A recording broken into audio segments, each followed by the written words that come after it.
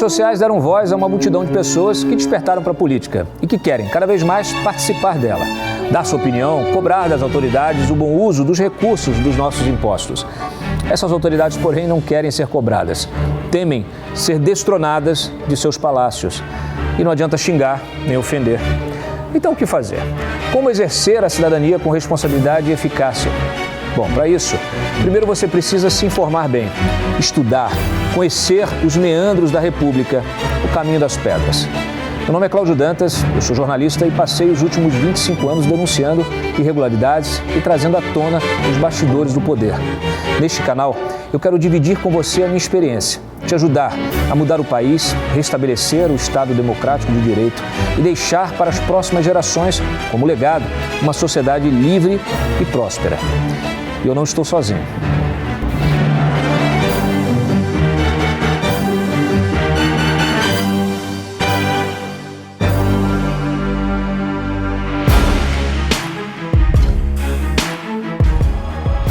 Hoje a gente vai falar sério. Hoje no Tudo é Política eu tenho uma convidada que tem tempo que eu queria trazer aqui, muito tempo. Senadora Damares Alves, obrigado pela tua presença. É pastora, é advogada e tem um trabalho, uma história, uma trajetória muito bacana, muito importante. E o meu objetivo hoje aqui é trazer essa história para você. Eu lembro de uma conversa que a gente teve no teu gabinete, a gente ficou conversando, era para ser um café de 30 minutos e virou uma conversa de 2 horas. E no meio dessa conversa eu cheguei a me emocionar com a nossa conversa. Eu queria trazer essa experiência para o nosso espectador, porque a senadora Damares é talvez uma das mulheres mais injustiçadas desse país. E essa injustiça cometida, claro, pela esquerda, que adora atacar, né, quem não concorda com ela, mas especialmente pela imprensa, pela mídia, que criou uma caricatura. Pegou um ser humano, uma mulher, e transformou numa caricatura. Quando você abre aqui, inclusive, o Wikipedia, está lá, pastora fundamentalista. Eu li o seu livro e tem um trecho em que a senhora justamente menciona alguns adjetivos, alguns apóstolos que foram colocados em seu nome. Pastora doida, misógina, fascista, negacionista, fanática, mentirosa, catastrofista, racista, profetisa do caos, desequilibrada e ministra louca. E foi difícil lidar com tudo isso. Teve um certo momento que eu cheguei a pensar em sair da vida pública, porque seria difícil vencer as narrativas. Mas orientada por muitos amigos e com a participação de um grupo que entendeu a minha missão, eu enfrentei tudo isso e eu tive que ir para essa guerra de narrativas. E como é que eu fiz? Eu fui trabalhar e eu fui denunciar tudo que estava acontecendo no Brasil. Na verdade, o objetivo dessas narrativas todas era que eu não tivesse a oportunidade de começar a trabalhar, porque quem me conhecia nos bastidores sabia que eu ia colocar o dedo em feridas e que eu ia trazer à tona fatos, episódios e situações que o Brasil não quer falar. Então vamos abortar isso antes dela começar. E foi difícil, mas eu acho que todo dia eu tenho me superado um pouquinho, todo dia eu tenho vencido uma etapa. Já começaram a perceber que não é bem assim, ela não é louca e mentirosa, tem uma certa razão, já começam a dizer, tem uma certa razão, mas eu decidi enfrentar e estou aqui e que bom que o meu povo do DF entendeu quem sou eu e este povo me consagrou nas urnas com um número de votos assim surpreendente. Sim. E meu desafio agora é honrar esses votos, agradecer o meu povo todo dia trabalhando muito. Mas acreditem, eu não sou louca.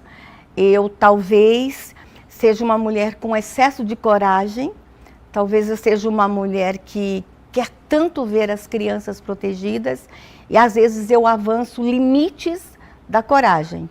Mas eu não sou louca. Que pauta é essa que incomoda tanto e que você é considerada uma das porta-vozes? Primeiro, a erotização de crianças no Brasil.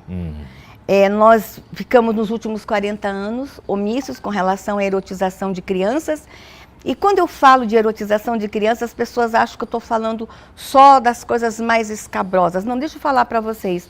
Nós tivemos no Brasil, por exemplo, no ar, domingo à tarde, um programa de televisão que tinha uma banheira. Não sei se você lembra disso. Você era criança. Banheira do Gugu? A banheira do Gugu. É, lógico que eu lembro. Então, você imagina... Era um dos meus programas prediletos. Você imagina a objetificação do corpo da mulher, Sim. que era aquela banheira. E as imagens, as câmeras pegavam assim aqueles ângulos do bumbum da mulher, assim, tomava todo conta assim da tela da televisão, e as crianças estavam na sala. Sim, TV aberta, né? Depois a gente veio para um momento do concurso do Mini-Chan, lembra? Mini-Chan? Que a gente... Essa eu não lembro. Que a televisão, que queriam escolher o Jacarezinho, a Sheila loira, a Sheila morena. Eu lembro do concurso dos novos, né? Mas dos adultos. Teve de criança também? Criança. E a menina que rebolasse mais, que tivesse com o shortinho menor, estava ali. Depois a gente veio para o concurso da boquinha da garrafa. Então eu estou dando alguns exemplos de como nós fechamos os olhos para uma erotização de criança forçada, patrocinada, financiada. E essa geração que foi erotizada lá atrás, hoje, é uma geração que abusa de crianças. Então, hoje nós temos o caos no Brasil. Hoje nós temos relatórios, Cláudio, que diz que 1 a cada 3 meninas é abusada sexualmente até os 18 anos de idade. É muita coisa. É muito. E hoje nós temos o crime organizado se beneficiando deste comércio. Eu não sei se você sabe que é o 3º maior ilícito em dinheiro. Só perde para o tráfico de drogas e de armas. O tráfico humano. O tráfico humano, a erotização infantil. Com fins de exploração. A pedofilia, a exploração sexual. Eu não sei se você sabe que um vídeo de estupro de bebê pode custar até 50 mil reais. E peraí. Cheguei aonde ia te assustar, como eu assusto o Brasil inteiro. Preste atenção nisso aqui, vocês estão nos assistindo, tá? A gente está falando sobre exploração infantil, exploração sexual infantil, sobre pedofilia, sobre tudo. A senhora está me dizendo, a senhora que está dedicada a esse tema há quanto tempo? Há 40 anos, 45 anos. Só a vida inteira? A minha vida inteira. Depois, inclusive, queria te ouvir um pouquinho sobre a sua trajetória antes de vir como ministra e depois como senadora. Mas o objetivo aqui é fazer esse corte, tá? Por favor, me diga de novo. A senhora está dizendo, a gente está falando sobre exploração infantil, sobre tráfico humano, sobre comércio de imagens desses crimes que são cometidos. E eu falei para você do estupro de bebês. Quando eu falei a primeira vez para o Brasil, que explodiu na nossa nação, o estupro de bebês e de recém-nascidos, eu comecei a ser chamada de louca. Mas eu tinha imagens. Eu trabalho com isso, essa é a minha vida. E eu comecei a provar para o Brasil, nós tivemos uma CPI no Senado, a CPI da pedofilia, presidida pelo senador Magno Malta, e eu fui assessora nos bastidores. Muitas das denúncias fui eu que levei. Eu encontrei no Magno Malta resposta, eu encontrei no Magno Malta eco ao meu clamor.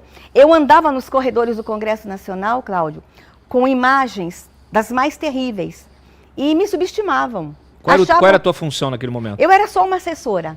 E era só uma assessora que largou uma carreira jurídica em São Paulo para ser só uma assessora para influenciar o Congresso.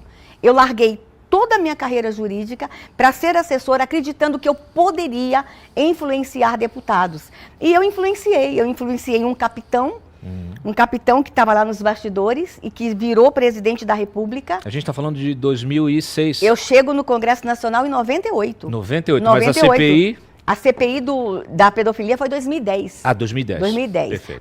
Antes da pedofilia, o Magno presidiu a CPI do narcotráfico. Mas a da pedofilia foi 2010. Só tema simples, fácil. E aí eu trago para os parlamentares o caos. E eles não queriam tocar no assunto, porque é constrangedor. Ninguém quer falar a palavra pedofilia.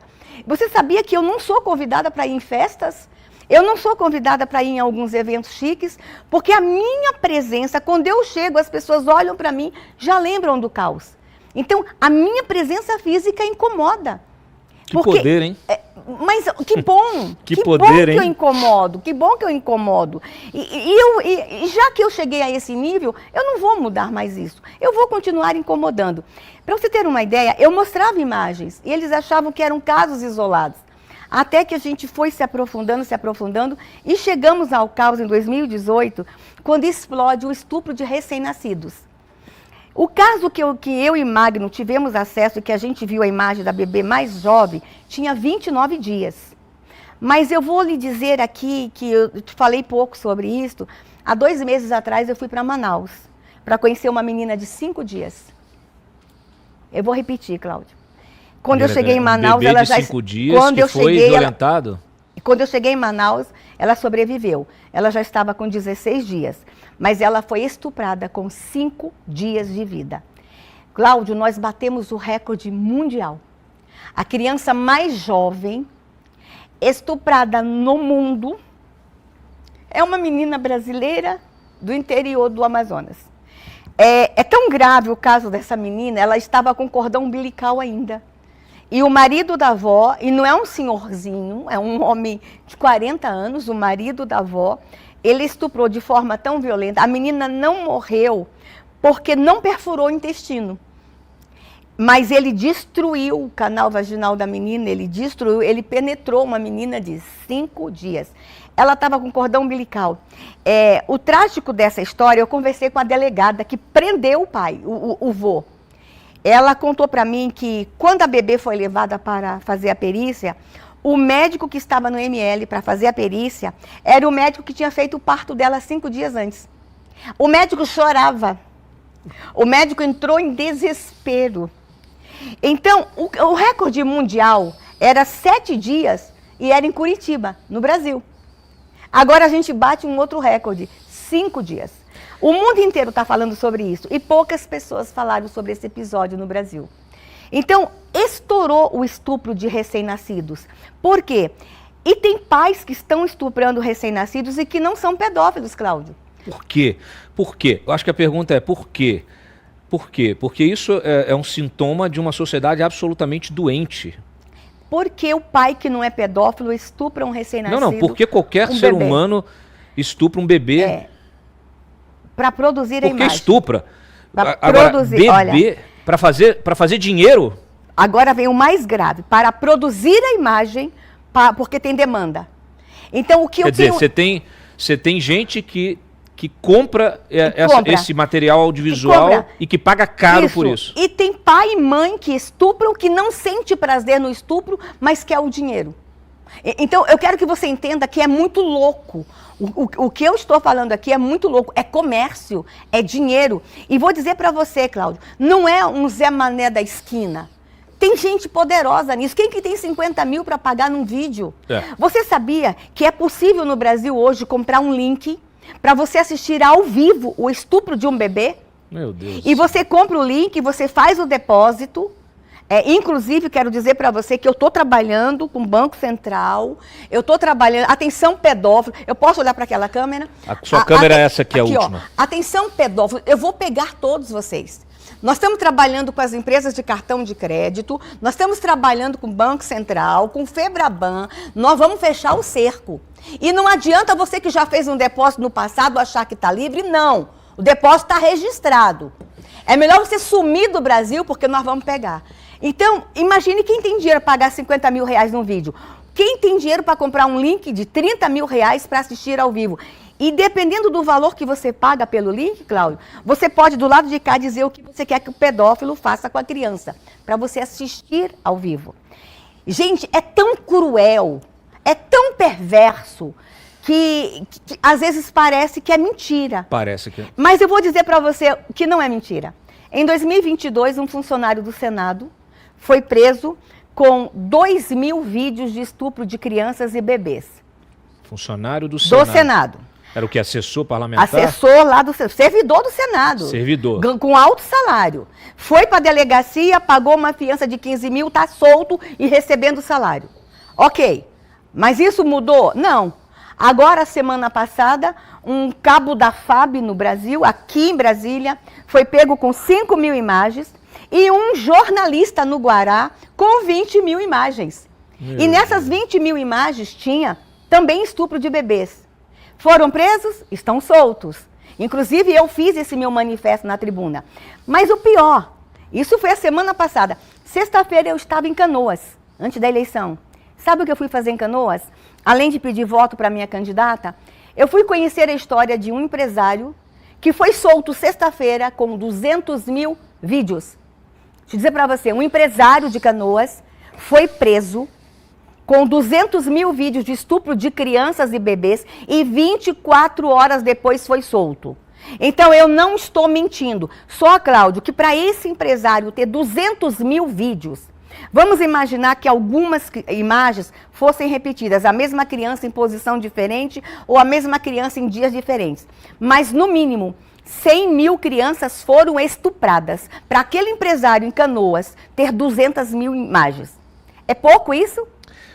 A gente está diante de uma indústria poderosíssima, que tem poderosos envolvidos. Gente, é um cabo da FAB. Gente, é jornalista, é empresário. Você não acha que tem políticos nisso? Você não acha que tem magistrados nisso? Magno Malta prendeu na CPI da pedofilia o procurador do estado de Rondônia. Roraima. Magno Malta prendeu prefeitos, Magno Malta prendeu vereadores, Magno Malta prendeu um deputado estadual que era irmão da vice-governadora no Pará. Que curioso. Então, tem poderosos envolvidos nisso. O Magno Malta é engraçado porque a imprensa trata o Magno Malta bem parecido, né? Os dois loucos. É louco. Loucos. Criaram um apelido, né? Sim. Que envolve, associando ele à bebida, etc. Sim, tudo. Então, quer dizer, a gente tem uma indústria nefasta de entretenimento que envolve exploração, abuso de crianças, de bebês. De bebês. Eu vou falar agora, recém-nascidos. Quem a gente tem no Brasil alguma entidade dedicada a produzir estatística disso, a produzir informação qualificada para que possa servir à construção de políticas públicas, ao endurecimento de penas, impedir que um juiz, que um procurador liberte, né, se manifeste pela libertação, ou um juiz não deixe o sujeito preso nem 24 horas. O que esses juízes, como é que eles alegam o que para soltar um sujeito desse que ele representa uma ameaça à sociedade? Nós temos o caos, mas nós temos a reação. Nós temos muitas instituições, nós temos muitos heróis. Eu e Magno somos os dois que estão expostos, mas nós temos muita gente boa enfrentando o problema. Nós temos, por exemplo, o prefeito de Vitória, do Espírito Santo, que foi reeleito agora. Ele foi o delegado que mais prendeu pedófilos naquele estado. Cara, incrível. Eu viajei muito com ele pelo Brasil inteiro. Nós temos uma delegada no Amazonas, uma única delegada que está presidindo hoje 7 mil inquéritos de pedofilia. No Amazonas? No Amazonas, em Manaus, doutora Joyce Coelho. Nós temos muitas instituições. Peraí. 7 mil inquéritos. 7 uma mil única inquéritos. Delegada. Eu quero que vocês que estão nos assistindo, eu sei que é um tema pesado para uma sexta-feira, mas ninguém vai abordar esse tema do jeito que eu estou abordando aqui. Isso não vai ter nenhuma mídia credenciada, profissional, que vá dar um espaço como eu estou dando aqui para senador. Estou errado? Estou mentindo? Não querem tocar no assunto. Não querem. Tocam assim, por cima. Por cima. É 3 minutos de reportagem, às vezes, num Jornal Nacional da Vida. Muito raro, né? A gente está falando, desde que começou aqui a entrevista, todos os números são avassaladores, são números grandes, são números que assustam. A gente está falando de 200 mil imagens, a gente está falando de 7 mil inquéritos, uma delegada com 7 mil inquéritos. Em uma delegacia. Eu achei que o maior problema do Brasil fosse corrupção. Não. Não é. E desculpa, Cláudio, o que me deixa muito indignada, o Brasil inteiro nessa semana falou das ações dos deputados contra o STF. Contra o STF. Mas eu que já está errado, né? Não é lá contra o STF, mas tudo bem. Eu fiquei na tribuna do plenário essa semana, berrando, e as imagens sou eu gritando mesmo, pedindo, implorando ao Rodrigo Pacheco, implorando. Quando eu cheguei no Senado, tinha um projeto de lei que foi aprovado na Câmara, que eu escrevi em 2015 como assessora. Tá. Passou em 2022 na Câmara, tornando hediondo todas as condutas da pedofilia. Claro. Todos. E esse projeto chegou no Senado em final de 22 e eu fui eleita. E quando eu cheguei lá, meu primeiro ato foi pedir ao Rodrigo Pacheco urgência. Eu peço todo dia naquele microfone. Eu já fiz requerimento. Eu consegui 60 assinaturas de senadores. Eu todo dia falo na tribuna. Aí eu chego de Canoas desesperada. 200 mil vídeos. E eu pego o microfone, vou para a tribuna e imploro, olhando para os olhos do Rodrigo Pacheco. Senador, coloca na pauta. Senador, o meu requerimento é de março de 2023. Coloca na pauta.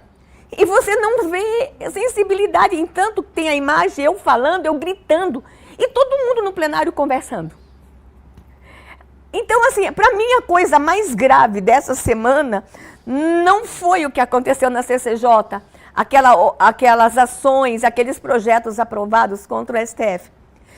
A coisa mais grave foi uma senadora gritando para a gente aprovar uma lei para se tornar crime.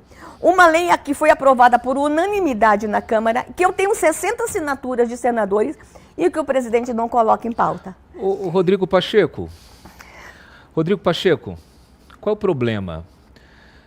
O impeachment eu entendo. O impeachment do Alexandre de Moraes eu entendo perfeitamente quais são os interesses envolvidos, o conflito de interesses por trás disso, a tua leniência em relação a esse tema. Eu entendo perfeitamente que você não queira pautar, a sua covardia sobre isso.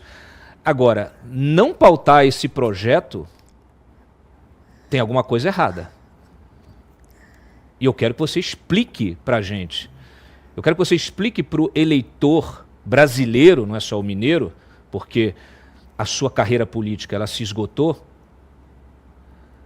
Se você não for alocado no TCU ou em qualquer outro lugar, você não tem mais carreira política. Eu gostaria muito que você usasse os seus últimos dias de parlamentar para explicar por que esse tema não é colocado em pauta. Ele tem uma posição jurídica sobre isso, que transformar tudo em crime hediondo, ele quer que tenha uma discussão mais aprofundada. Mas vamos discutir quanto tempo ainda isso. Então, eu não consigo. Eu entendo o olhar jurídico dele. O crime hediondo o crime hediondo no Brasil de hoje é você desenhar fora, perder o mané na estátua da justiça na praça ali. Aí você pergunta, esse é o crime hediondo. Aí você pergunta, por que a senhora insiste, então, que seja hediondo? Porque, se fosse hediondo, esse homem que tem 200 mil vídeos estaria respondendo preso. Claro. Na hora que ele sai, você não acha que ele vai destruir provas? É lógico. Você não acha que quem deu os vídeos para ele já não vai começar a eliminar testemunha? Você não acha que a liberdade deste homem coloca em risco a vida das testemunhas? Então, eu quero o crime hediondo para que este homem responda preso, para evitar destruição de provas. Porque uma pessoa que tem 200 mil vídeos, ele pode contratar alguns hackers para apagar as linhas. Claro. De cruzamento de dados, tudo. Então, assim, deixar um homem deste livre, esse cabo da FAB, deixar este homem livre, ele pode eliminar provas. E o que a gente tem que fazer? Buscar essas provas. O meu problema é enfrentar a demanda. Porque enquanto eu tiver demanda, Cláudio, eu terei oferta. Claro. Porque o bebezinho de 1 mês, ele vai crescer. E daqui a pouco o pedófilo que só quer bebê, já não vai querer esse com 3 anos. Ele vai atrás de um outro de 1 mês. Então, enquanto tiver demanda, terá oferta. É como se fosse um ciclo que não para. Me fala uma coisa. E esse apetite desses monstros são monstros. Só aumentam. São monstros. Você sabia que eu tenho uma imagem como feto? Eu vou explicar. Para mim é difícil Como é que você consegue ter estrutura emocional para lidar com isso? Eu vou explicar a imagem do feto. Para ver essas imagens e conseguir dormir à noite. Eu vou explicar a imagem do feto. Você sabia que tem pedófilos que pagam mulheres para engravidar, para eles terem um bebê? Meu Deus do céu. Aqui no entorno, na CPI, um casal foi preso, eles estavam gerando um bebê por R$20 mil. Então, nós temos uma imagem de um pedófilo que uma mulher estava gerando um bebê para ele e ele ia para a consulta médica como pai, tá? Consulta. E tem um certo momento que ele filma a ultrassom. Nós temos ultrassom hoje 3D que o bebê passa todo perfeito, né? Então ele está aqui no celular falando baixinho, o médico não escutou, mas a gente escuta a voz dele. Na hora que o bebê passa, ele olha e fala, olha que bebê lindo, olha a bundinha dele, não vejo a hora de pegar. É inacreditável. É forte o que eu falei, se você quiser cortar, não, corte, aqui não corto nada. Mas é um pedófilo aqui não tem nada olhando um bebê na barriga. Eu não sei se o YouTube vai derrubar a nossa live, né? É um pedófilo olhando um feto na barriga da mãe e já desejando o feto. Nós estamos no caos, Cláudio. No caos. Então, não me resta mais nada a não ser gritar, berrar. Aí você pergunta, você é ameaçada de morte? O tempo todo. O tempo todo. Eu recebo ameaças de todos os lugares. E quando ministra, eu era protegida. Eu tinha uma escolta da Polícia Rodoviária Federal o tempo todo comigo, porque eu ia para a rua. Agora, como senadora, eu não vou lá na ponta fazer enfrentamento, mas sou ameaçada de morte o tempo todo. Deixa eu te perguntar tecnicamente o que a gente pode fazer para conduzir esse debate. Como é que está estruturada, você me mencionou, né? Eu te perguntei se temos alguma entidade que produza, que consolide esses dados de forma técnica, científica, para que esses dados possam estar, primeiro, disponíveis para a população, disponíveis para a imprensa, disponíveis para o debate público, disponíveis ao Congresso e às assembleias legislativas no país inteiro. Depois, qual é o aparato que nós temos estatal? A Polícia Federal tem alguma diretoria especializada para isso? Explica para o nosso espectador o que nós temos e o que falta. Tá? Nós temos valentes nessas áreas. Nós temos dentro da Polícia Federal uma diretoria só sobre crime cibernético. A Polícia Federal trabalha muito, produz relatórios e com resultados extraordinários. Porque eu quero explicar para vocês que esse não é um crime territorial. Este é um crime que avança fronteiras. Este é um crime que não está trancado dentro de um quarto uma criança. A criança pode estar lá no Japão sendo estuprada e o pedófilo está aqui. Então, por que Polícia Federal em parceria com a Interpol e com as polícias de outros países? Então, existe uma diretoria dentro da Polícia Federal. Mas nós temos a sociedade civil também. Nós temos uma instituição chamada Safernet, procure aí o endereço, Safernet, que ela é especialista em rastrear esses crimes cibernéticos com crianças. Mas pelo volume, eu não quero te cortar, não, segura o raciocínio aí, porque eu quero saber se tem mais coisa. Mas pelo volume desse crime, de abuso sexual infantil, não seria necessário que a Polícia Federal e que esses órgãos se dedicassem exclusivamente a isso? Essa diretoria é exclusiva para crimes cibernéticos, só que eles não cuidam só da pedofilia. Pois é, mas é isso que eu estou me perguntando, porque hoje tudo é crime cibernético. O crime de opinião é crime cibernético. Acredito que precisaríamos ter, no mínimo, uma coordenação nacional só para isso. Só para proteger as crianças. O próprio Disque 100, que é o nosso telefone nacional, eu fui a ministra da pasta, ele, quando nasce, é para receber esse tipo de denúncia. Hoje o Disque 100 é para tudo. Para tudo. Então, até mesmo o Disque 100, eu questiono por que todas as violações estão sendo denunciadas lá. Então, a gente vai precisar rever a política pública. Mas deixa eu dar uma boa notícia para você. A Polícia Civil do DF. Essa nossa Polícia Civil é incrível. Nós aprovamos em 2018 uma lei em que o policial pode se infiltrar na internet fingindo que é uma criança ou um pedófilo. Perfeito. E nós temos aqui especialistas na Polícia Civil do DF que estão prendendo pedófilos no Brasil inteiro. Você sabia que o primeiro crime tipificado como estupro virtual foi investigado aqui no DF? O que é estupro virtual? Exatamente, eu vou explicar. A nossa Polícia Civil, e aqui eu quero me dirigir aos pais, cuidado com quem seus filhos estão falando na internet. Os meninos aqui no DF estavam se relacionando com uma menina chamada Bianca no Instagram. Certo. E não era uma menina, era um homem. Certo, era um policial.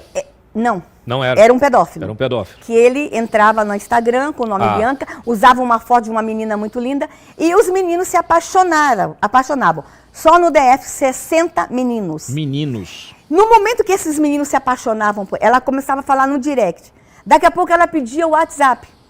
E ela mandava uma fotozinha dela pelada para o menino e pedia uma foto dele. Claro. Na hora que ele recebia uma foto do menino pelado ou se masturbando, aí ele se apresentava. Eu não sou uma menina, eu sou um homem e você vai ter que fazer tudo o que eu quiser agora, senão eu mostro sua foto para o teu pai. Então ele deixava os meninos refém dele e os meninos de 12, 13 anos aqui em Brasília com medo dele, do homem. Esse procedimento, aliás, é muito comum, né? Sim. É o sequestro psicológico ali. Sim. Inclusive ele coloca a culpa.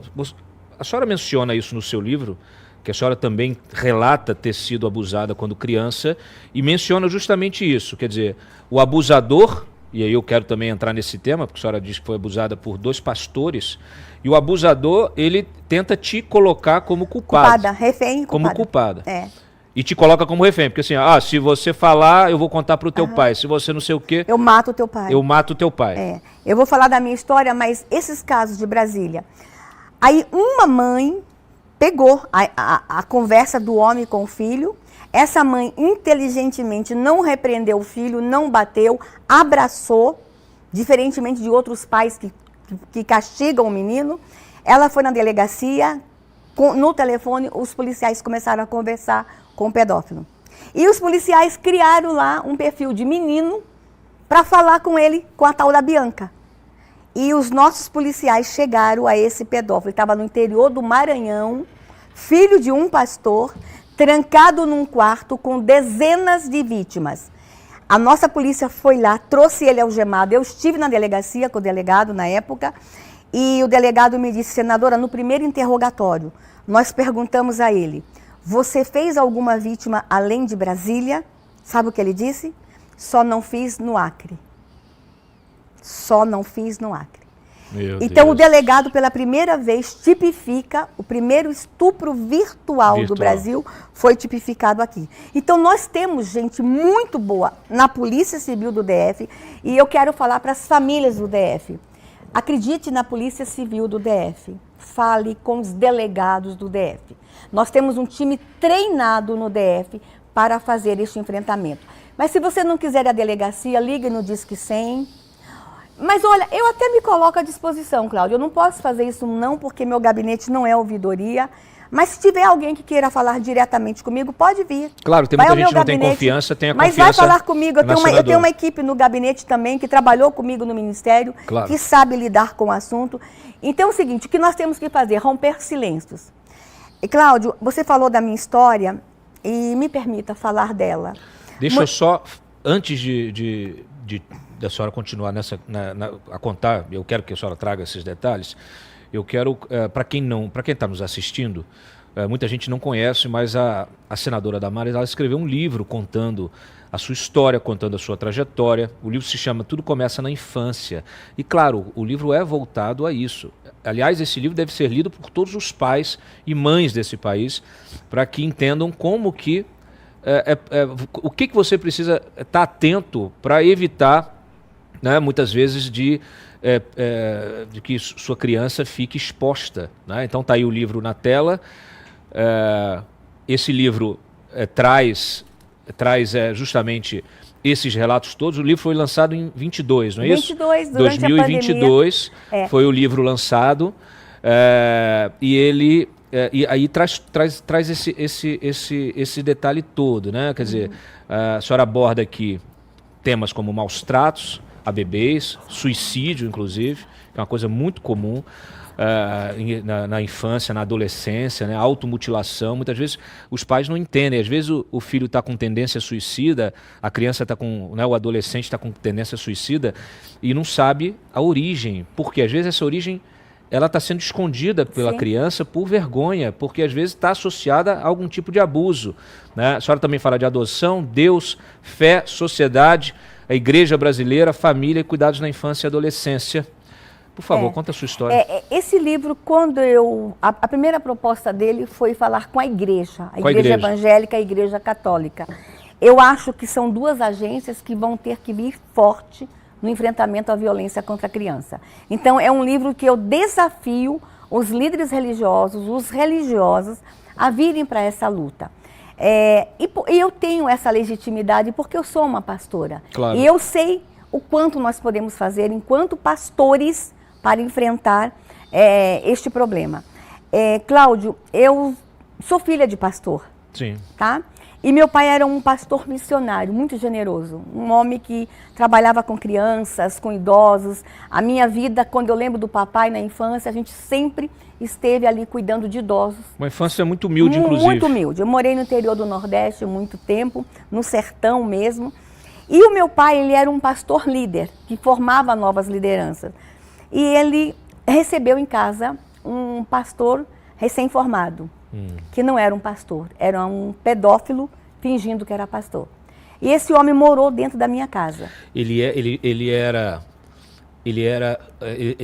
era um pastor que formou no seminário. Então ele era um pastor, mas claro, era um pedófilo que se utilizou do pastorado para... Não existe pastor pedófilo. E não existe padre pedófilo. No tem sentido... pedófilo fingindo que é pastor, claro. fingindo que é ser padre. Só não, para não ficar... Como se ele não se disfarçou, ele não fingiu ser um pastor. Ele se formou para ser pastor, mas para esconder, justamente, usar isso como uma fachada, como um biombo para cometer crime. E por ser uma atividade que tem acesso à criança. Que tem acesso à família, o pedófilo procura ser professor para ter acesso à criança. Claro. Ele procura ser um instrutor de esporte. Então, assim, eles querem uma profissão que tem acesso, que ele tenha facilidade em chegar à criança, claro. Né? Eles são bem espertos. E este homem foi morar na minha casa. E por 2 anos ele me estuprou. Qual era a sua idade? Eu tinha 6 anos quando tudo começou. E aí, Cláudio, eu já falei muito sobre essa história. Eu só tinha 6 anos. Eu era uma menina linda, evangélica, do cabelo comprido, e apaixonada por Jesus. E ele me estupra de uma forma violenta. Era um homem que eu amava, porque ele era um pastor, ele falava de amor em cima do púlpito com meu pai. E tanto que quando estava acontecendo o ato, eu não sabia o que era aquilo. Claro. A memória do primeiro momento, que quando me vem a memória de cheiro, sangue, dor e medo. E às vezes eu lembro do rosto dele em cima de mim, aquele rosto suado em cima de mim. E eu não sabia o que fazer, eu não sabia se eu tinha que deixar. Eu não sabia o que era aquilo, porque com 6 anos, eu tenho 60 anos. Há 54 anos, ninguém falava disso com criança. Claro. Então eu tenho um homem que eu amo em cima de mim me machucando, eu não sabia o que era aquilo. Mas depois que ele me estuprou a primeira vez, ele podia ter saído do quarto e me deixado lá, ensanguentada, mas ele me coloca no colo, olha para mim e diz para mim que eu sou culpada. Ele disse para mim que eu era suja, imunda, pecadora e que eu tinha tentado ele. Naquele momento, ele não machuca só meu corpo. Ele tira de mim o que eu tinha de mais precioso, porque eu amava Jesus. Eu era cristã. E eu aprendi na igreja que um dia eu ia morar no céu com Jesus. Mas para morar no céu com Jesus, eu não podia ser pecadora. Então, naquele momento, ele tira de mim o céu. Claro. Ele tira de mim o sonho mais lindo de uma menina cristã, que é o céu. É isso que eles fazem, Cláudio. Eles tiram sonhos. Eles interrompem o futuro. Eles destroem a alma. A pedofilia, Cláudio, ela não encerra no ato. Ela começa no ato. E ela é para a vida inteira. Então, por 2 anos, eu fiquei refém dele. Porque eu era suja, imunda e pecadora que tentei um pastor. E ele dizia para mim, se você falar para o seu pai, eu vou matar seu pai. Então, eu era culpada de tudo. Eu era culpada do abuso, eu era pecadora e eu seria a culpada da morte de meu pai. Era muito peso para uma criança. Para uma criança de 6 anos. Ele foi cruel comigo. E por eu ter ficado refém do medo, ele continuou os abusos. Eu virei uma presa muito fácil. Ele olhava para mim e eu sabia o que ele estava pensando. E meus pais iam dormir. Ele abusava de mim com meus pais dormindo. E hoje eu fico olhando para trás. Hoje eu falo com mais clareza porque meus pais estão mortos. Para que ninguém ache que meus pais foram negligentes. Os meus pais simplesmente não tinham orientação alguma. Sim. Os meus pais não percebiam, os meus pais não foram instruídos a ler os sinais que eu estava mandando. Eu não podia falar, Cláudio, mas eu mandava sinais. Por exemplo, eu lavava a mão o dia inteiro. Como eu me sentia suja, eu lavava a mão o dia inteiro. Meus pais não viam aquilo. Eu me tornei uma menina quieta. Eu era uma menina alegre e feliz, eu parei de cantar. Meus pais não perceberam que eu parei de cantar? Na igreja, Cláudio, eu sentava no primeiro banco da igreja, eu era uma menina muito feliz. Eu era muito feliz. Apesar de ser muito pobre, eu era uma menina muito feliz. Eu cantava com a mão para cima na igreja, no primeiro banco. Eu passei a sentar no segundo banco e ninguém viu. Eu passei a sentar no meio da igreja, eu não cantava mais. Ninguém na minha igreja percebeu os sinais que eu estava mandando. E eu te falo uma coisa, Cláudio, se uma única pessoa tivesse lido o sinal e me abraçado e dito para mim que eu não era culpada, teria interrompido um ciclo de dor e sofrimento. E engraçado, Cláudio, que na minha igreja a gente tem a Santa Ceia, que é a comunhão, que os diáconos e diaconisas vão lá e servem o pão e o vinho. Os diáconos vinham servir o pão e eu olhava nos olhos deles. Eu pedia socorro. E ninguém lia os meus olhos. Ninguém lia. Foi tanta dor. Esse homem sumiu quando eu tinha 8 anos. E sabe por que ele sumiu? Porque meu pai descobriu. Os meus pais descobriram. E aí foi um escândalo, imagina, né? Aí meus pais foram falar com o presidente da igreja. E a orientação que meus pais receberam do presidente da igreja foi: não converse com ela, porque é pecado falar de sexo com criança. Meu Deus. E o presidente da igreja disse para os meus pais: ó, ele vai sumir, tiraram ele da Bahia, ele foi mandado para outra igreja, olha como isso é sério. E orientaram meus pais a orarem por mim. E meus pais oraram. Eu hoje sei o quanto a mamãe ficou nas madrugadas de joelho orando. Eu agradeço a Deus pelas orações dos meus pais. Eles oraram 19 anos por mim. Mas eu juro para você, Cláudio, aqui eu quero falar com as famílias. Eu trocaria 19 anos de oração por um abraço. Porque se eles tivessem me abraçado e dito para mim que eu não era culpada, teria mudado o rumo da minha vida. Porque aos 10 anos de idade eu tentei suicídio. Eu deixo de ser abusada aos 8, mas as dores ficam aqui. E detalhe, Cláudio, dores físicas. Eu nunca fui levada ao médico. Tanto, Cláudio, que eu não sou mãe biológica. Eu não consegui gerar um bebê por causa dos ferimentos. Eu perdi a capacidade de engravidar. Essa mulher que tanto luta por criança no Brasil não teve a graça de gerar uma criança por causa de um pedófilo. Eu sinto muito. É muito forte isso. E assim, eu queria muito que as pessoas entendessem que o que eu faço não é vingança.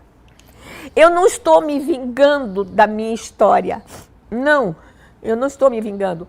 O que eu estou fazendo é protegendo crianças. Quando eu falo que eu vou colocar pedófilos na cadeia, não é um ato de vingança ao meu agressor.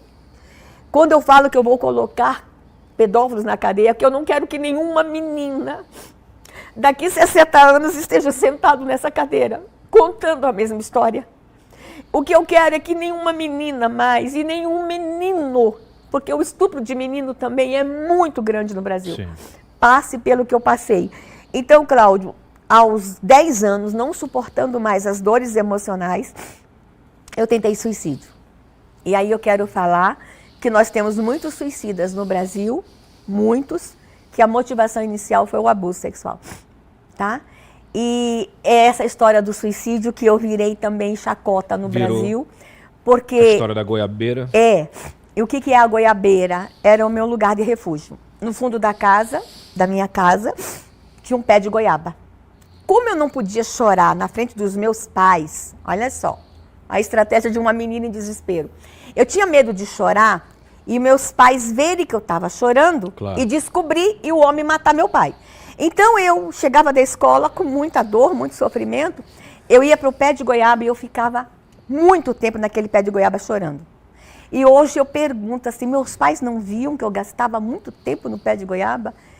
Faltou ali naquela época, meu pai estava tão ocupado, cuidando de outras vidas, cuidando de uma igreja, que ele não percebeu que tinha um pé de goiaba. E um dia, Cláudia, eu não aguentava tanta dor, porque as dores emocionais, e eu achava que Jesus não me amava mais, né? Eu peguei veneno de rato. E eu fui para o pé de goiaba decidida a morrer. E aí, gente, não é que eu queria morrer.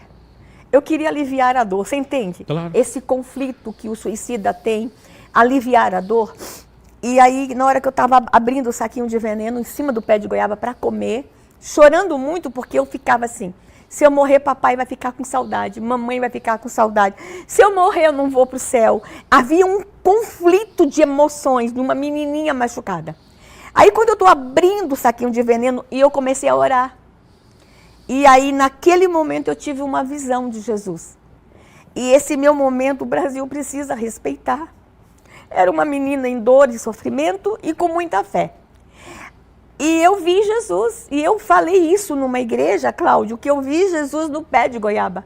E que eu conversei com ele, que ele subiu no pé de goiaba. Ele estava lá embaixo, ele subiu e ele muda a minha vida. E eu estava falando isso numa igreja, filmaram, a Globo teve acesso a essa imagem. E a Globo colocou só assim, eu vi Jesus no pé de goiaba. Aí eu virei a louca da goiabeira. Da goiabeira. Fecha aqui em mim, porque eu...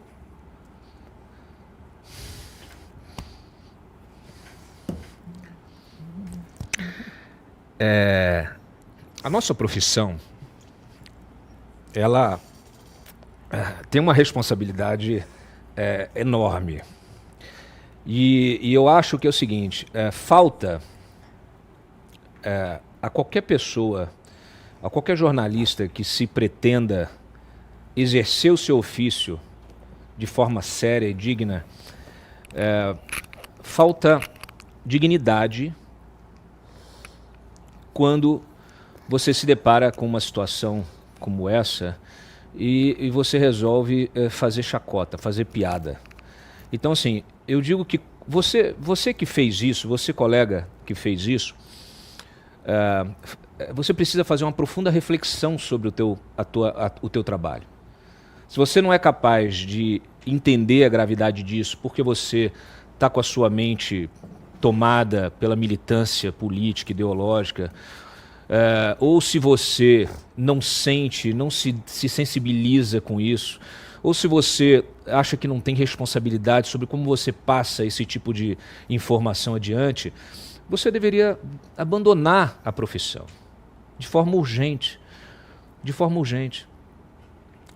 Todo esse relato, Damares, você está me passando, e passando para a nossa audiência aqui, é muito curioso, né? Porque a gente cansa de ver na mídia aberta, especialmente nas TVs, nas grandes emissoras, aqueles programas de mulheres empoderadas para falar ali, né, das suas questões, né, do seu sucesso profissional, para falar também de traumas. Muitos desses programas acabam se dedicando a questões da vida sexual, né, da celebridade, etc. e tal. Eu te pergunto, você já foi convidada por algum programa desse? Não. Para falar sobre isso? Não, nunca. Para passar essa mensagem, para abrir os olhos das mães, né, dos pais que assistem esses programas, para que eles possam olhar para suas crianças Não. com essa sensibilidade que infelizmente seus pais não tiveram, em função da falta de informação, em função da falta de uma cultura atrasada, né? A gente, infelizmente, a gente lidar com isso. Você estava contando, eu estava me lembrando de um relato da minha esposa. Eu sou pai de uma menina.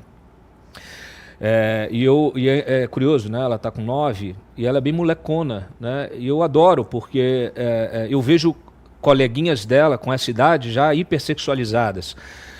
E a minha esposa, ela já contou para mim um episódio que eu nunca mais esqueci. O pai dela foi um candango, né? Ajudou a construir Brasília. Muito humilde também, muito humilde, muito ignorante do ponto de vista, né, de ter acesso à informação. Enfim, era um sujeito da construção civil, enfim. E ela me relata que uma vez ele recebendo visita de amigos e parentes, etc. Sabe o que ele fazia? As pessoas às vezes vinham para dormir na casa muito, muito precária também. E ele botava as filhas todas, 4 filhas dentro do quarto, e pregava a porta do quarto. De manhã ele despregava a porta do quarto. Então assim, eu ouço um negócio desse, assim, realmente é difícil acreditar, mas essa é uma realidade tão presente no dia a dia do cidadão, do dia a dia das famílias, que assim, você tinha que estar em todos esses programas falando sobre isso o dia inteiro. Dessa grande emissora, só um entrevistador me entrevistou uma vez e foi muito respeitoso comigo, e eu agradeço muito a ele, mas não falamos sobre o assunto. Falamos sobre as ações do Ministério. Mas essa mesma emissora, quando nós deixamos o governo, e agora que esse governo da esquerda assumiu, e que nomearam o ministro Silvio Almeida no meu lugar, essa emissora dizia: agora vejo o nível. Nós tínhamos esta mulher ministra de Direitos Humanos. Agora o nível subiu. Olha que acadêmico incrível. Olha, agora Direitos Humanos vai ter a pessoa certa. E essa aqui, tipo assim, essa aqui era louca, desvairada. Olha este aqui. Tá bem no nível, né, que eles gostam. E esse homem extraordinário que veio para substituir a louca foi exonerado exatamente por assédio sexual. O que vejo que acontece no Brasil, Cláudia, é o seguinte, que por uma questão política, eles colocam em risco a vida de crianças. Eles falam de projetos de lei meu, convidam pessoas para debater o meu projeto e não me levam na emissora. Não me levam. Mas assim, que a criança seja salva. Mas deixa eu dizer para você, o episódio do pé de goiaba foi muito ruim. Por quê, Silvio? Bolsonaro... Silvio, desculpa, Cláudio. Silvio não. Por quê, Cláudio? Silvio não, pelo amor de Deus. Porque o Bolsonaro poderia ter desistido de mim ali. Sim. Ela é louca. Sim. Ela vê Jesus no pé de goiaba. Não, tá manchando meu governo, né? Tá prejudicando minha popularidade. Apesar que a Xuxa viu um duende, e não era louca, mas eu vi Jesus, o autor de minha fé, autor e consumador de minha fé. Eu era louca. Ali tinha uma questão de perseguição religiosa, intolerância religiosa, mas também era para desqualificar. Mas eu acredito que aquela campanha foi patrocinada. Os pedófilos não me queriam no poder. Cuidado, jornalistas que foram levados a me criticar. Quem estava por trás te usando sem você saber? Olha só, eu acho que a gente está gravando esse programa num momento muito, muito oportuno, né? Porque os Estados Unidos está vivendo um escândalo que envolve a indústria de entretenimento inteira americana, especialmente a musical, mas que envolvem grandes personagens dessa indústria, celebridades, né? A gente está falando do caso do P. Diddy, e pessoas artistas, cantores, cantoras, atores, atrizes, que são referência para o mundo inteiro. Sim. Referência para a juventude, que produzem aquilo que você consome como cultura. E essas pessoas sendo envolvidas em escândalos sexuais com abuso de menores. Então, assim, o nível é muito alto. Nós estamos falando, o P. Diddy é o maior produtor, o produtor musical mais bem sucedido dos Estados Unidos. Com uma fortuna de $1 trilhão. respeitado, lógico, né? Sujeito com poder desse, um poder econômico desse. Agora, o sujeito hoje está preso, né? Você imagina, se isso acontece no alto escalão, não acontece, desculpa, eu vou me corrigir, se isso é um modus operandi, se isso é uma cultura no topo da pirâmide da indústria cultural, o que vocês acham que acontece no Brasil? Pois é. Quando riram do episódio do pé de goiaba, você sabia que eu fui carro alegórico de carnaval? Não sabia. Nós tivemos carros alegóricos com um grande pé de goiaba, tá? E Jesus em cima do pé de goiaba. E eu embaixo do pé de goiaba. Nós tivemos concurso de fantasia com Damares como bruxa. Nós tivemos boates no Brasil enfeitadas com vassouras e bruxas voando na vassoura, e o rosto da bruxa era o meu. Então eu virei assim, máscara de carnaval, carro alegórico, fantasia, decoração, tudo para rir da história de uma menina estuprada. Deixa eu dizer uma coisa. O Brasil entrou nessa onda de rir de uma criança estuprada. Quando riram da minha história, riram de milhões de meninas. É lógico. Só que o que eu fiz? Eu transformei isso numa luta. Você sabia que um jornalista da revista Carta Capital, ele morreu, mas eu preciso falar dele. Ele escreveu o seguinte, que eu era louca porque eu não transei no pé de goiaba com Jesus. Olha só. É muito forte. Porque aí ele ataca a minha fé, ele me coloca numa posição de louca, e ele me coloca, e ele ri, zomba. Eu processei ele, e no dia que o oficial de justiça foi intimá-lo, ele tinha, 2 dias antes, tido um infarto fulminante, tinha morrido. E o processo foi arquivado porque ele morreu, mas até onde vai a loucura deste povo de querer colocar uma cortina de fumaça num problema tão sério? Você lembra a história do Marajó, o que eu sofri? Eu ia tocar nesse assunto. É interessante, porque assim, todos os temas, todas as pautas que a senhora trouxe, elas foram invertidas contra a senhora. Sim. Falou dos indígenas, aí... Eu matei a Yanomami. Matou a Yanomami. Falou das crianças, das meninas, né, que tinham os dentes arrancados. Eu era mentirosa. Você era mentirosa. Não, e tem processo. Respondo. É o Ministério Público, né? Querem que eu indenize o Pará em 5 milhões de reais, porque eu contei o que acontece na Ilha do Marajó. Aí, e você veja como isso é sério. As mães do Marajó, que estavam começando a denunciar tudo...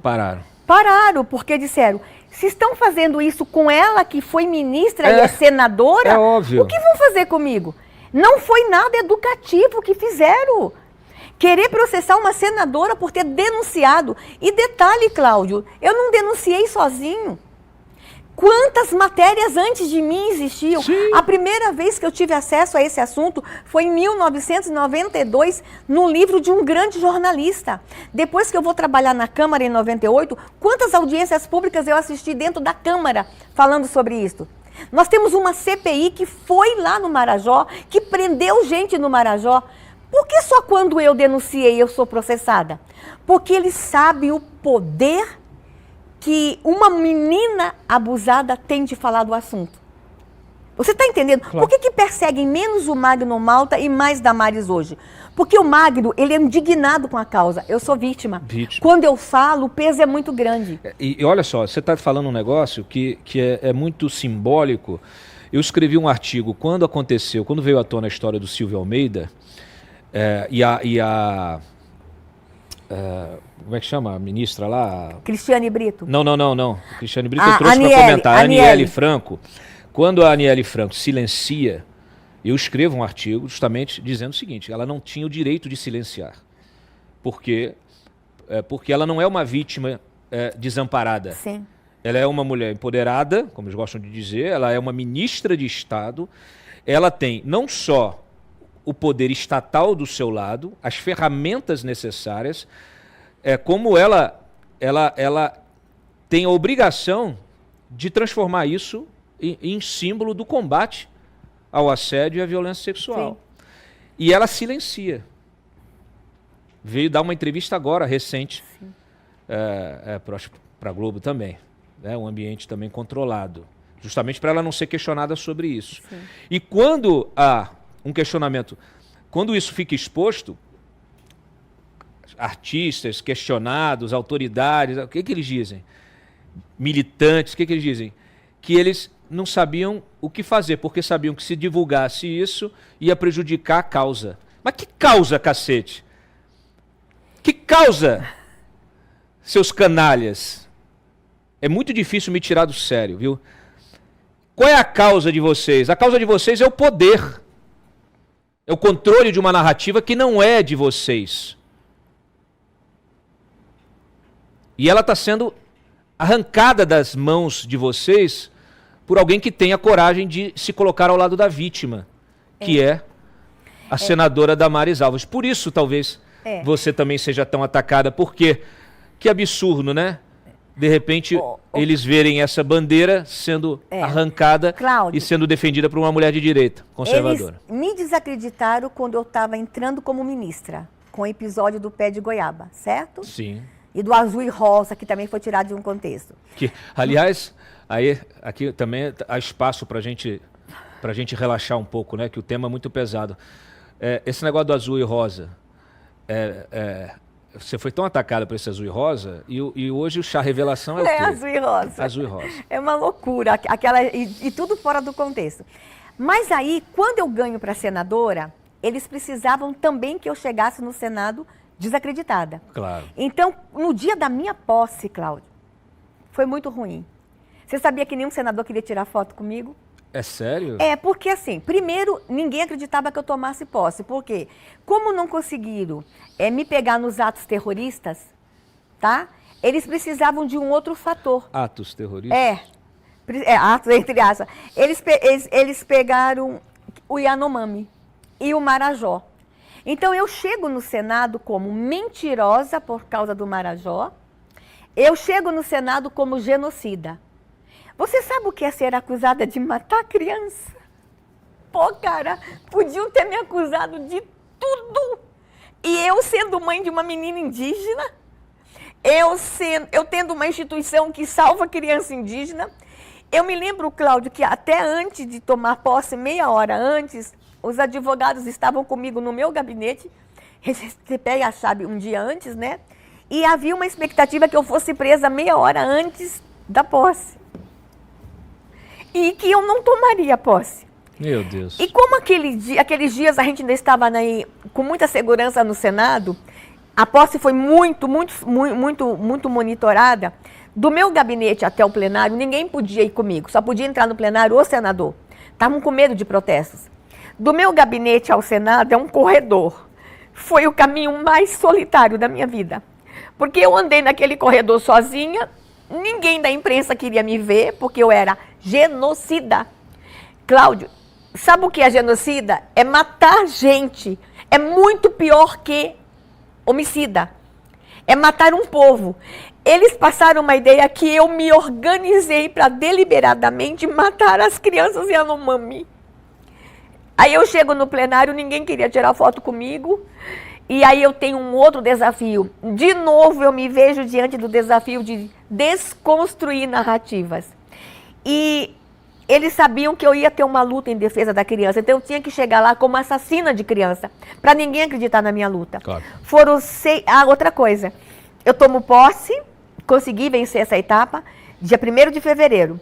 Mas dia 2 de fevereiro, 8 da manhã, qual foi o primeiro processo de cassação dessa legislatura? O meu. O seu? O pessoal entrou que eu tinha que ser cassada. Demorou 3 meses o processo. Claro que não foi admitido, porque eles queriam me cassar por genocida. E aí, enquanto o processo ocorre, morrem mais crianças Yanomami no governo Lula do que quando eu era ministra. Sim. Aí ia ficar muito ruim, teria que cassar o Lula também. Teria. Encerra-se o processo. E a Guajajara e todo mundo. E nesse período de 3 meses, eu consigo mudar de tal forma a narrativa que hoje eu estou no Conselho de Ética. Hoje quem caça sou eu. Então eu consegui novamente, eu tive novamente o sucesso de virar as narrativas. Tem que ter muita resiliência. Muita. E assim, e aprovar tudo que eu queria. Por exemplo, eu tinha como alvo aprovar a castração química de pedófilo. Foi difícil, passou no Senado. O Cadastro Nacional de Pedófilos passou na Câmara e no Senado. O aumento de penas para o caso de feminicídio, que agora foi sancionada a lei. Então, eu tinha muita coisa para fazer. Tem muita gente que fala assim, você está conseguindo? Tô. Vitórias pontuais, eu tô conseguindo. Mas eu tive que primeiro, por 3 meses, eu perdi tempo, 3 meses, para provar para os colegas que eu não era assassina. Deixa eu te corrigir, isso não são vitórias pontuais. São estruturais. Mudança de estrutura. Então, assim, eu não sei qual vai ser a próxima narrativa agora, né? Mas eu já passei por tudo que tinha que passar, mas eu continuo firme. E eu só tenho uma coisa a fazer, Cláudio, o tempo todo, agradecer o DF. As famílias do DF poderiam não ter votado em mim, mas o meu povo me conhece. Claro. Eu moro aqui há 26 anos, eu estou nas ruas, eu estou nas igrejas, então... Quando o povo me consagra nas urnas, esse era o meu momento de estar no Senado. As crianças do Brasil precisavam de mim lá no Senado. Então eu só tenho que agradecer cada eleitor que votou em mim. Muito obrigada. E eu só vou retribuir trabalhando muito. E eu estou trabalhando. Eu estou em 11 comissões no Senado. E agora, já estive numa CPI, estou em mais 2 que vão abrir agora. Quais? Eu vou para a CPI das BETs. Das BETs. Né? Inclusive, atenção, influenciadores, eu vou convocar vocês na CPI. Me aguardem. Ixi. E vai ter uma outra CPI, que é a CPI da violência contra a mulher. E essa, inclusive, o Senado está trabalhando para que eu seja a relatora geral da CPI. Então, eu estou trabalhando muito e eu vou honrar cada voto. Tem gente aqui no DF que quer te ver governadora. Falam muito isso. Inclusive, eu estou em primeiro lugar nas pesquisas, mas eu não tenho chamado para ser governadora e eu já tenho compromisso com a minha candidata, todo mundo sabe disso. Meu fronte é o legislativo, eu sei o que fazer no legislativo. O governo do DF vai ter uma grande gestora. E vou dizer uma coisa para você. As mulheres estão no poder no DF, você viu que legal? Eu vi. Né? Excelente. É uma senadora, é uma vice-governadora, a Michele também vem aí com essa proposta de ser candidata a senadora. Então, assim, as mulheres estão dando as cartas aqui no DF e eu estou muito feliz com as mulheres do meu DF assumindo o poder o tempo todo. A gente teve um resultado eleitoral... bem interessante, né? A tua equipe me mandou aqui os dados, né? Nós tivemos aqui vereadoras eleitas no país nessa última eleição no domingo, 10.646, sendo 4.923, ou seja, 46% de centro, mulheres de centro, vereadoras de centro, 3.633, ou seja, 34% de direita. E 2.090, 20% de esquerda. Prefeitas, 717 eleitas, 367 de centro, 51%, 239, ou seja, 33% de direita e 111, 15% de esquerda. A gente está diante de números importantes que eles refletem valores. Deixa eu explicar para vocês. Ele falou o número, eu vou fazer uma forma bem mais prática. De cada 5 mulheres eleitas no Brasil... Isso, me ajuda. De cada 5 mulheres eleitas no Brasil... O Flávio aprende aí. Olha só, de cada 5... Como é que resume? Cada 5. 4 são de centro-direita e direita. Pronto. E sabe por que isso aconteceu? Eu trabalhei muito nisso. Eu, no meu partido republicano, Michele no PL, Celina no PP, nós chamamos mulheres para vir para a disputa com pautas. Opa! Qual foi a pauta primeira? Infância. Atenção, gente, eu fui eleita no DF por causa da infância e essas vereadoras aqui foram eleitas, todas as candidatas conservadoras fizeram um compromisso comigo e com Michele. Uma pauta que foi discutida, criança com autismo. Todas as candidatas conservadoras prometeram e trouxeram como proposta de campanha, tanto vereadoras como prefeitas, que a criança com autismo não vai ficar para trás nos municípios. Sim. Proteção da infância, proteção do idoso. Então, nós trabalhamos 2 anos, propostas, e essas candidatas conservadoras falaram com o eleitorado e elas foram eleitas com causa. Eu acho que é um novo momento que o Brasil vive, viu? Muito bom. Eu fico muito feliz. Eu quero te pedir, inclusive, o seguinte. a gente ia entrar em outros temas aqui, mas eu acho que o programa ficou tão forte nessa temática que eu acho que é essa mensagem que tem que prevalecer, que tem que permanecer. Então, assim, para a gente fechar aqui, eu queria que você dissesse para os pais e para as mães, para as famílias, né? Avó, tio, aqueles que são, às vezes, pães, né? Às vezes você tem famílias que são, que o pai e a mãe não estão presentes, mas você tem o avô, a avó, enfim. A gente vive num mundo hoje muito rápido, muitas ansiedades, né? Um mundo de redes sociais, um mundo em que as pessoas estão sempre fazendo alguma coisa, todos nós estamos ocupados o tempo inteiro, muito ocupados, e a gente, ao estarmos ocupados, inclusive, para trabalhar, botar comida na mesa, a gente acaba não olhando para aquilo que mais importa, que são os nossos filhos, né? que são a nossa riqueza. Eu me lembro que a gente conversou e tinha acabado de acontecer, e as cenas me chocaram muito. Uma criança, uma menina, né, que estava saindo da escola, e ela ia para casa, aqui no DF, ia para casa, saía da escola, ia para casa a pé. E aí aproxima-se um carro com um casal dentro, que oferece alguma coisa para ela, ou pede alguma informação, e ela, quando ela se aproxima da janela do carro, eles pegam ela pelo braço, dominam ela, colocam ela no porta-malas e levam ela para casa para ser abusada. Só que essa imagem, eu acho que ela circulou a tempo de essa menina ser resgatada. Eu não concebo deixar minha filha indo para a escola sozinha. Eu queria que você falasse para as famílias o quão é importante olhar nos olhos, o quão é importante estar atento a esses sinais. E no final das contas, o quanto é importante estarmos presentes em qualquer momento. Uhum. Cláudio, eu acompanho essa menina da mala, tá? Inclusive eu cuido dela desde o primeiro minuto. Ela vai ficar bem e já tem um compromisso que vai ser minha assessora quando fizer 18 anos de idade. Olha que legal. Eu sou apaixonada por aquela menina. Mas eu queria dizer para os pais o seguinte: nós nos últimos dias comemoramos, não tem o que comemorar, mas a gente fez celebrações para o Dia Nacional da Saúde Mental. E eu quero falar para os pais que nós estamos com uma geração de meninos e meninas com problemas de saúde mental. Nossos meninos estão com crise de ansiedade, com depressão. O suicídio entre adolescentes é a terceira causa de morte no Brasil de adolescentes, é suicídio. Aqui no DF, a ocorrência de meninos tentantes em suicídio é muito grande. Meninos se automutilando, se cortando. E agora os meninos, pais, não estão só cortando os braços e as pernas. Eles estão amarrando objetos em linha e cordão, engolindo, puxando para rasgar por dentro o estômago, para você não ver a cicatriz. Eles estão se ferindo no corpo, porque a dor da alma é tão grande que eles têm que ferir o corpo para aliviar a dor da alma. Há uma geração em profundo processo de sofrimento. Eu queria pedir aos pais, eles não têm culpa. Eles não têm culpa disso. Não critique seu filho que estiver em depressão, tristeza, ansiedade, se machucando. Abrace. E se você não souber o que fazer, pai e mãe, procure ajuda. Procure um CAPS, procure um psicólogo, procure um líder religioso, procure um professor. Mas você vai precisar abraçar. Não perca seu filho. Não perca seu filho. E a gente também tem aí essas violências, essas novas violências contra a criança.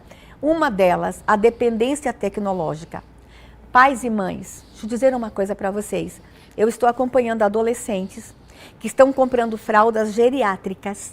Eles colocam as fraldas para não saírem da frente do computador, porque estão viciados em jogos.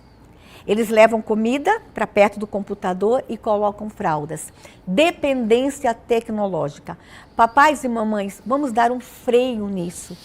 Tá difícil, tá. Já há uma dependência. Você sabia, Cláudio, que a dependência tecnológica, ela tem o mesmo efeito no cérebro que uma cocaína? E que já existe em países como a China, Japão, hospital só para tratar a dependência tecnológica? O Brasil não tem, papai e mamãe. Nós não temos hospital para tratar os meninos dependentes químicos. Nós não temos hospital para as mulheres fazerem cirurgias. Nós não vamos ter no Sistema Único de Saúde um tratamento para a dependência tecnológica. Então, vamos prevenir. E, claro, a violência sexual. Tem pai que está aí do outro lado, está falando assim, mas meu filho só joga joguinhos livres, joguinhos infantis. Papai e mamãe, vocês acham que o pedófilo vai para um jogo de adulto? Eles estão nos joguinhos infantis, fingindo que são crianças, falando com sua criança. Então, fica aqui, olha, eu estou falando como mãe, como ativista, mas eu estou falando também como senadora.